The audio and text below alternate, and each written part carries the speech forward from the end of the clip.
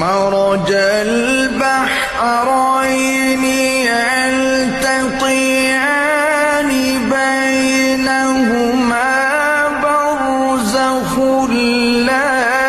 يبغيان فبأي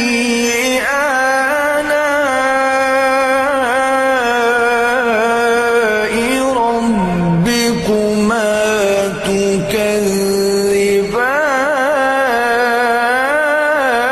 تكذبان